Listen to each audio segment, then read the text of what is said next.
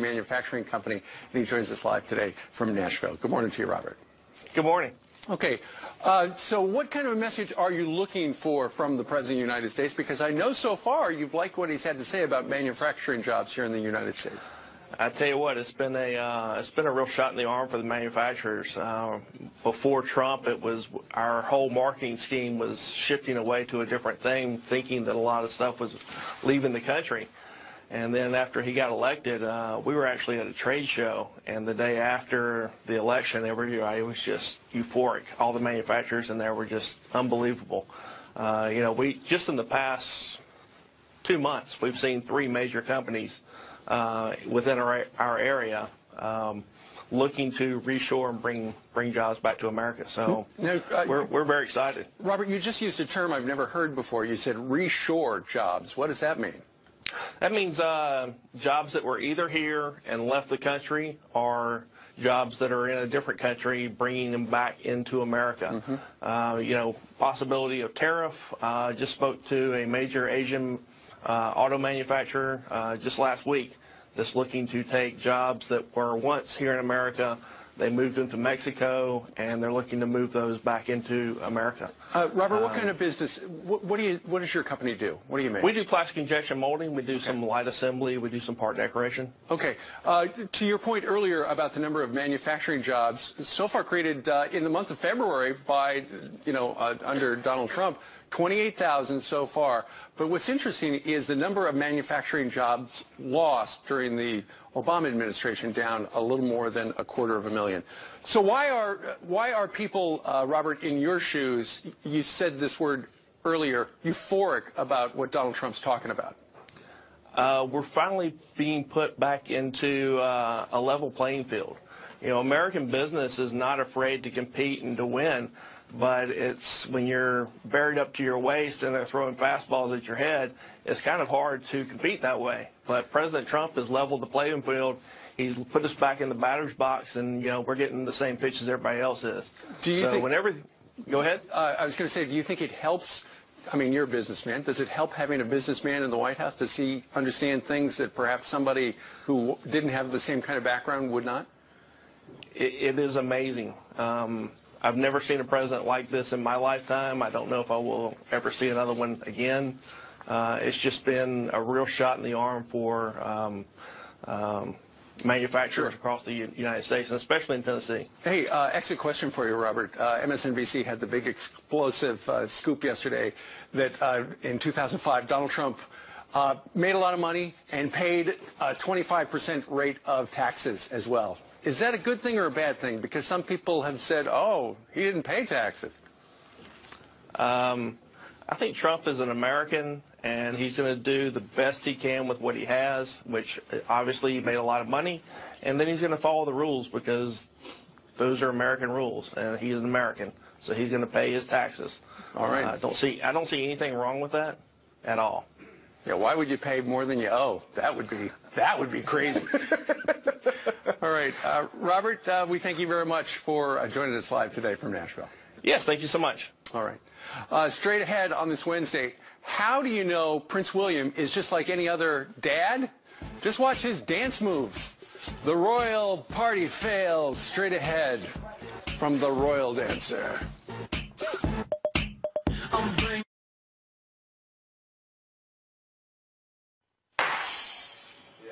We have some quick court headlines for you. It is Judgment Day for the president's revised immigration order. 3 federal courts are set to hear arguments before it takes effect at midnight.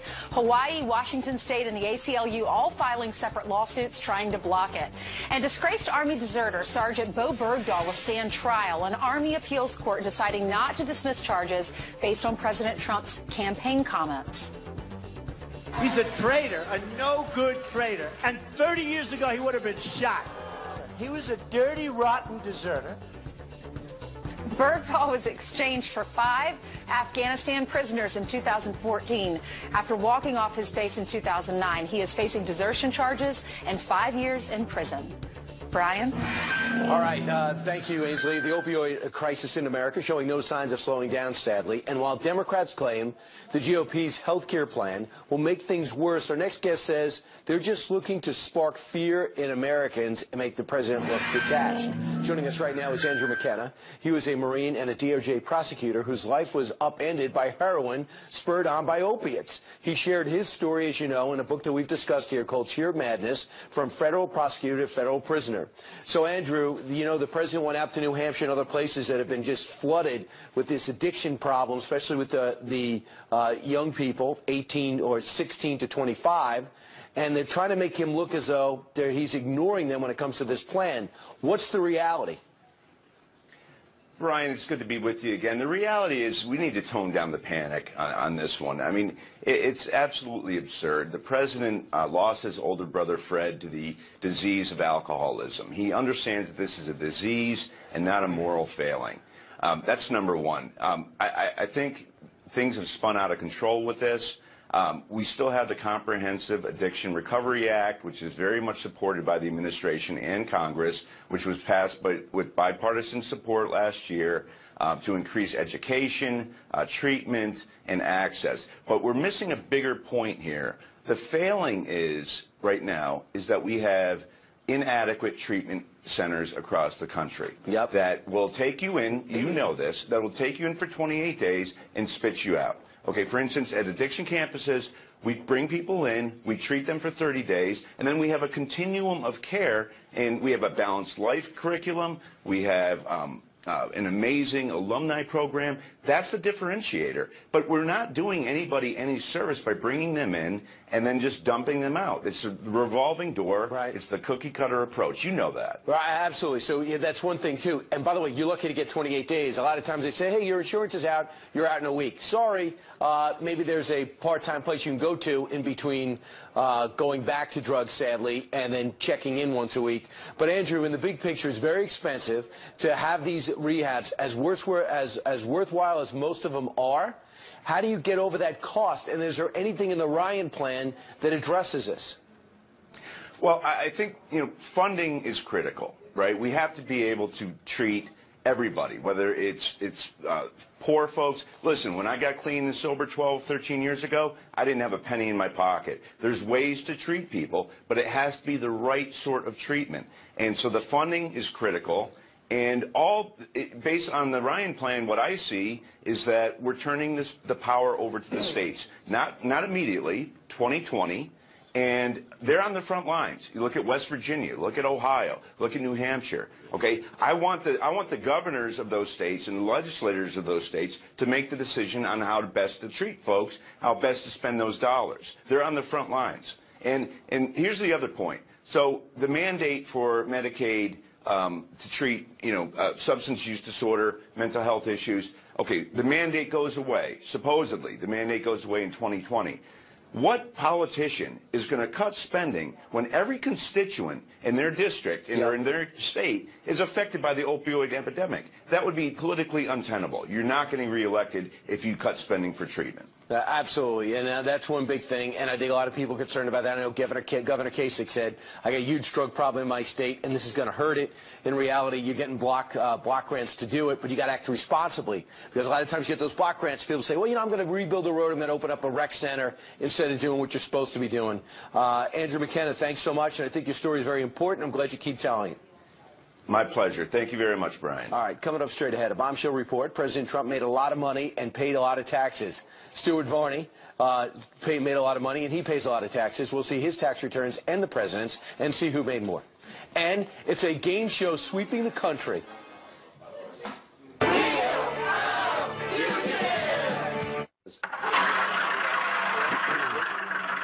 This week, how one sheriff is using America's love of game shows to catch bad guys. But first, on a different note, happy birthday to rocker Bret Michaels. He's 54 today, very good at reality shows, and once had an aneurysm. That you've been here.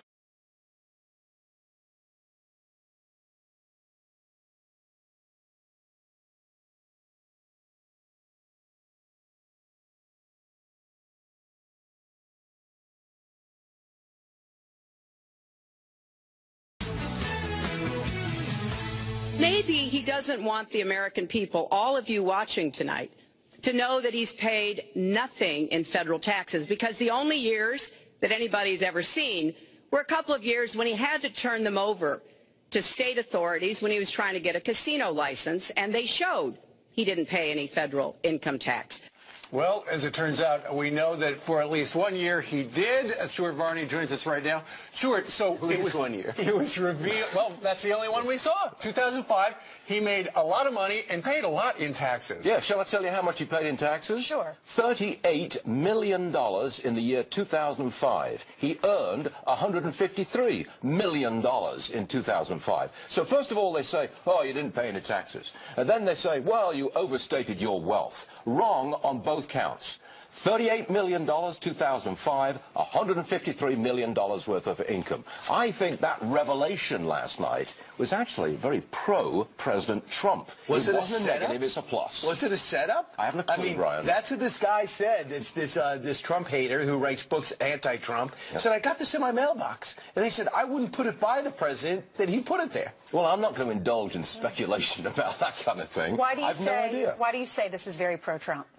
Because we've been told that he doesn't pay any money in tax. You just heard Hillary Clinton right there. We've been told that he's overstating his wealth. He's not really that rich. Wrong on both counts, and that proved it last night. So all the anti-Trump people barking up the wrong tree here. That was a bust. Rachel Maddow's broadcast last night was a total bust. It turns out she's propped up the President of the United States. Yes, What's interesting so. is what this particular document reveals is Donald Trump paid more taxes than Bernie Sanders, than the former President of the United States, more than Warren Buffett. Let me give you the percentages. Donald Trump in 2005 paid 25% tax rate. Right. We have Bernie Sanders, who paid 13%. We have President Obama in 2015 paid 19%. So, in fact, Donald Trump paid more in tax in a percentage of his income than former President Obama and Bernie Sanders, the socialist. Wouldn't it have eliminated a lot of problems if he just released all his taxes like everything else, especially if they reveal what this reveals?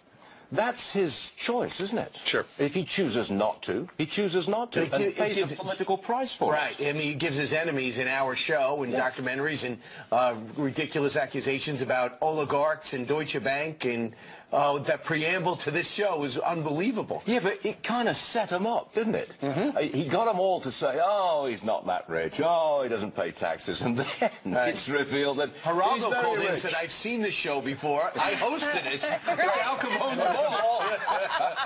That struck me. When I saw that last night, I thought, Al Capone's vault. I saw that. Hey, Stuart, something that also struck us is this article in The Hill talking about CEOs being very optimistic. A lot of these CEOs here in New York voted for Hillary Clinton, and now they're all coming out and saying we're very optimistic about Donald Trump. This is another thing you do not see reported in the mainstream media. What you're talking about is the Business Roundtable. That's a group of top-level CEOs. Their optimism index just took a huge jump.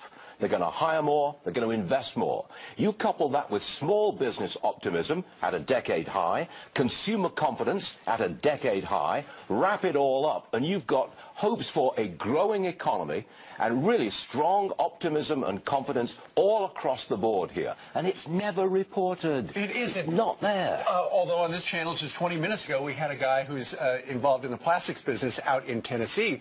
He said their business is very optimistic because in the month of February, Donald Trump's first month, we added something like 30,000 manufacturing jobs, whereas during the Obama administration, we lost about 250,000 manufacturing jobs. Look, the economy, our jobs, our money, very important to everyone and their lives. Why is it that you do not see optimism and confidence reflected in the media when this is going on in the economy? Answer your own question. Why? Well, because it's not pro-Trump.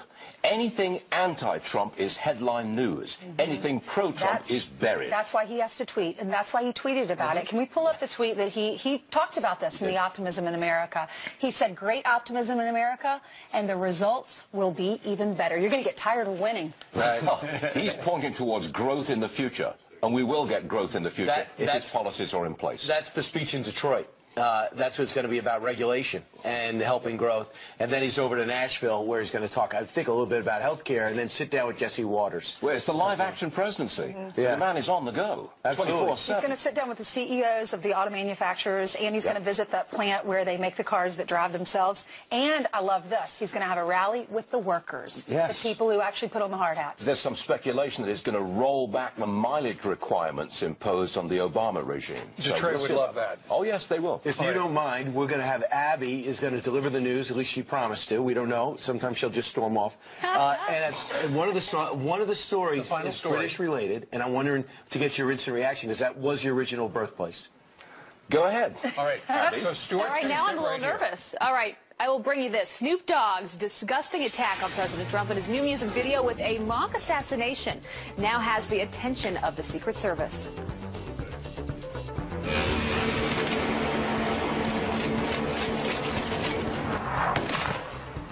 Well, the rapper's video sparking nationwide outrage. The president's top security team says they are aware of it, but are not releasing details on if they are investigating. And a mother accused of abandoning her 2-year-old daughter at a grocery store, taken into custody overnight. You can see the woman on surveillance video walking in, her toddler not far behind her. Police in Riverside, California say the woman paid her for her groceries, then deserted the little girl, telling a Good Samaritan, "Oh, just leave her." She's now facing child endangerment charges. Just horrible. And a sheriff's method of catching fugitives going viral after turning it into a game show.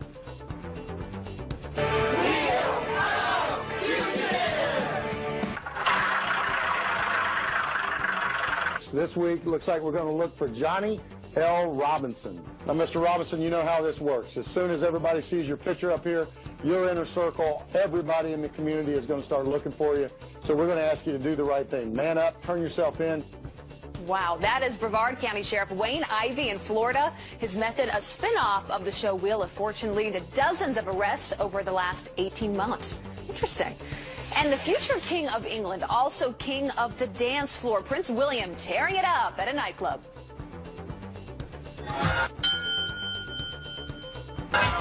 TMZ video showing Prince William throwing his hands in the air like he just don't care. The royal enjoying himself on a ski trip to Switzerland. What do you guys think of his moves? Pretty good. Well, you know what? Letting loose. That's why Stuart, that's why Stuart is still here. Stuart, let's see it. Let's see the moves. No. What do you think? Whoa. What do you think of the prince? It was superb. The future King of England dances like a maniac. Okay, well, Stuart, I like it. He was in his own little world, like this own little box he's in. He was just doing one of these things. Yeah, Stuart, I 100% agree. I feel bad that everyone's critical of him because maybe he's not the best dancer, but we remember famous people who said you have to dance like nobody's watching. Yeah, and no one's watching. Look. Right? No, you see, no one's watching. Exactly. Why am I on camera whilst you refer to the future King of England? Why is that? Oh, play the music. No, because I think royalty should be allowed to dance even if it's not the best form of dancing. Would you want his life? Would you want to be the future King of England? Absolutely not. Looked at constantly by everybody. No. You can only marry a certain kind of person. You can only do this. You can only do that. You want that? Yeah. Do you want a castle? Yeah. You want a castle in fine china and silver? Absolutely. And butlers? I love to be able to live with my extended family in a big palace. From here on out, I'm Pocket Hercules and you're King Brian. Absolutely. Fantastic. I'll take that. All right, done. Yeah. Stuart, thank you very much. Thank you very much, one and all. That reminds me of the Kardashians. Her boyfriend is, or her husband was Lord. Right. And what about who's the son married to? Here we go. Black China. Right? Okay. All right. Coming up straight ahead. That's a spin-off series that never really took root. Right in what reality show you watch. Yesterday it was The Butlers. Focus. Today is reality shows. Okay. Focus. Meanwhile, on another note, thank you. A marketing company taking on liberals. Until you realize that this is earned by this, then you will never be able to actually survive in the working world. We have the most... Wow, I'm waiting to hear about the Snowflake survey future employees are required to take. Oh, boy. I love it just because we get around.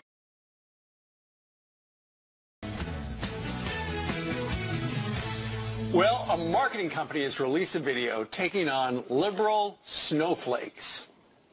So you young activists, you champions of character, you 8th place trophy holders, until you realize that this is earned by this, then you will never be able to actually survive in the working world. We have the most That video is getting nearly 5 million views, inundating the company with resumes from college students wanting to work there. But if you want a job, you'll have to pass the boss's Snowflake survey. Joining us right now, the CEO of Silent Partner Marketing, Kyle Reyes. Kyle, welcome. Thank you. Good marketing. Yeah. Yes. What prompted you to put that up? You know, after we had that video come out, we had hundreds and hundreds of applicants, good, bad, ugly. We had people who didn't even know what our company does, all wanting to work for us. And I needed a filter to sort through all of that. What's the point? Why do you feel it's important to have this Snowflake survey? You know, I wanted to be able to have individuals work for my company who would sort of fit the culture, not just the culture of our company, but the culture of our clients, too. And we needed to have people who aren't snowflakes. All right. You want the best, so, strongest. Let's take a look at some of the questions. And, folks, play along at home. First question to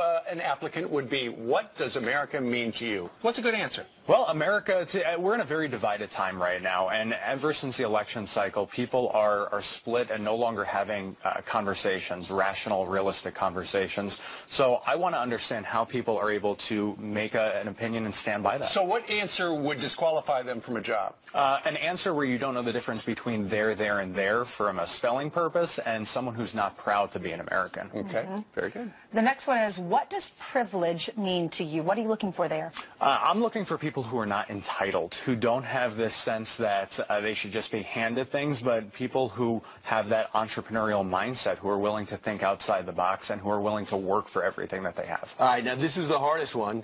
When was the last time you cried and why? What's a good answer that gets me hired there? You know, I want people who have a sense of community, who have a sense of heart, who aren't afraid to wear their hearts on their sleeves, but who are able to actually, again, make an argument and stand by What that. have people said when they answer that? Oh, we've had everything from I cried the day after the election, tears of joy, to people who talk about parents who have passed on who are no longer with us. What about I put my family fortune on the Falcons in the Super Bowl? Then you're not going to have any pity for me whatsoever. What if I don't cry? Some of these macho guys. Exactly. You know, some of the if they're transparent and they're honest about it, then I'm okay with that, as long as, again, they've got proper grammar, proper spelling, and they can tell us why. What if I cry every day? Then I'm okay with that, but I'm not going to give you a safe space at our company. What about this question? How do you feel about the police? So we're in the middle of a campaign to donate $500,000 worth of services to police and first responders. We work very, very closely with a lot of police departments, and so you need to be comfortable and willing to support the men and women who serve and protect. And have you asked that question of anybody and they have not been supportive of the police? I don't think they would take our test. Okay. And then how you feel about guns?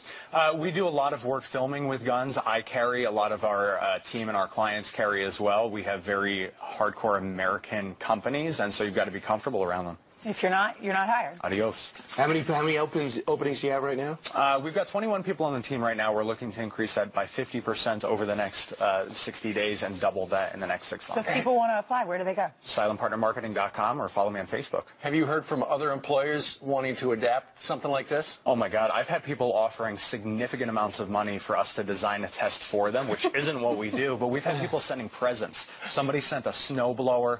For the snowflakes. Yeah, a priest from Vegas sent cutouts of snowflakes and said, good for you guys for speaking. A priest. What about those naysayers that are watching? Is this is totally legal? You can discriminate based on. Well, you know, we're really not discriminating because, again, I want to see how people are able to make their perspective heard and to stand by that. Okay. Very good. Thank you very much. Thank you, guys. All right, meanwhile, straight ahead, it's tough to be the one giving advice. So what happens when the woman with all the answers runs out of them? Syndicated advice columnist Amy Dickinson, the woman who took over for Dear Ann with her column, Ask Amy. You know what? You're next on Fox and Friends. Welcome. When's the last time you cried?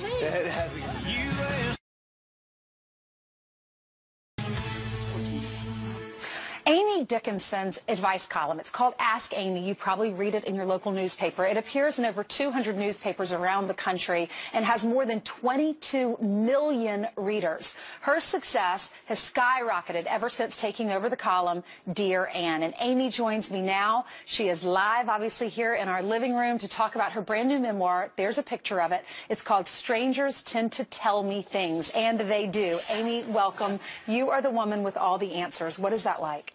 Well, you would think it would be pretty powerful, but mainly it's pretty humbling.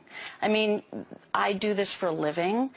My living is advising people what to do, but in my own life, I'm a human being. Turns out I have some problems too. Why did you write the book? To talk about this problem? Well, I wanted to reveal myself to my readers. I wanted to show them how I relate to them, and I wanted to inspire them and other people to sort of take a chance and do what I had done in late life.